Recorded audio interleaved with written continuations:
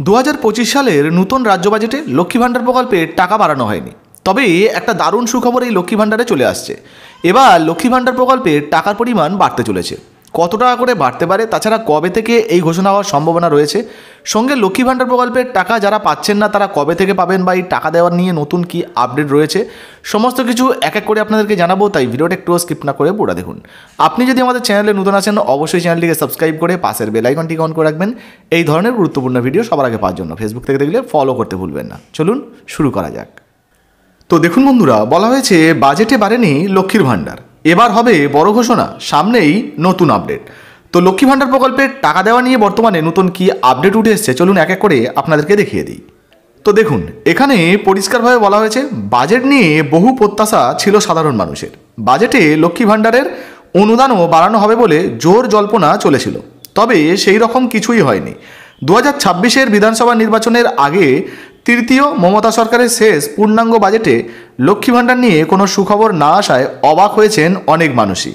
আর এই নিয়ে কিন্তু অনেকেই চিন্তাভাবনা করছেন, তাহলে কি লক্ষ্মী ভাণ্ডার প্রকল্পের টাকা বাড়ানো হবে না? যদি বাড়ানো হয় তাহলে কবে থেকে এই টাকা বাড়তে পারে?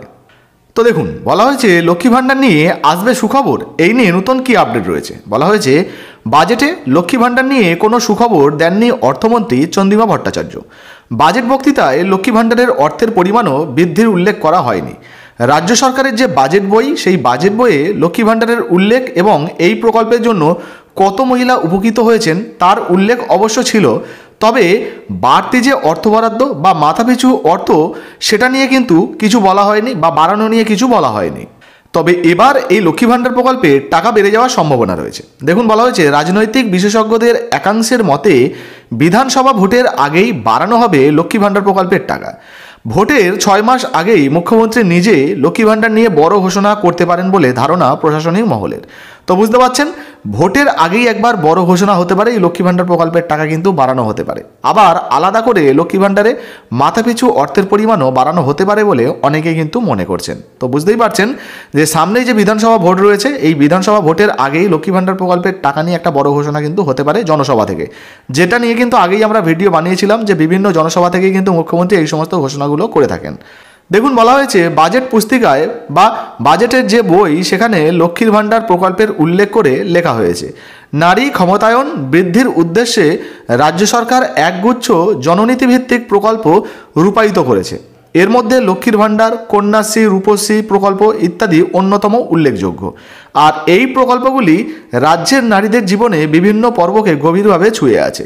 আর এরই মধ্যে লক্ষ্মী ভাণ্ডার প্রকল্পের টাকা বাজেটে না বাড়লেও ইতিমধ্যে কিন্তু আগামী বেশ কিছুদিন পর, বিশেষ করে বিধানসভার যে ভোট হবে 26 সালে, সেই 26 সালের ভোটের আগেই কিন্তু এই টাকা বাড়া নিয়ে একটা বড় ঘোষণা হতে পারে।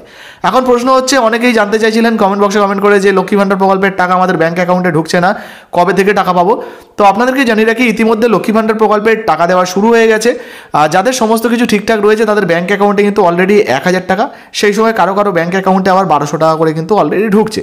তবে ধরুন আপনার ব্যাঙ্ক অ্যাকাউন্টে টাকা ঢুকছে না, সেক্ষেত্রে কিন্তু মাঝে মধ্যেই ব্যাঙ্কের KYC আপডেট করতে হয়, বা আপনার অ্যাকাউন্টে যদি ব্যালেন্স না থাকে বা আপনার যদি ইনঅ্যাক্টিভ ব্যাঙ্ক অ্যাকাউন্ট হয়ে থাকে সেক্ষেত্রেও কিন্তু টাকা নাও আসতে পারে। তো অবশ্যই এগুলো একবার চেক করে নেবেন।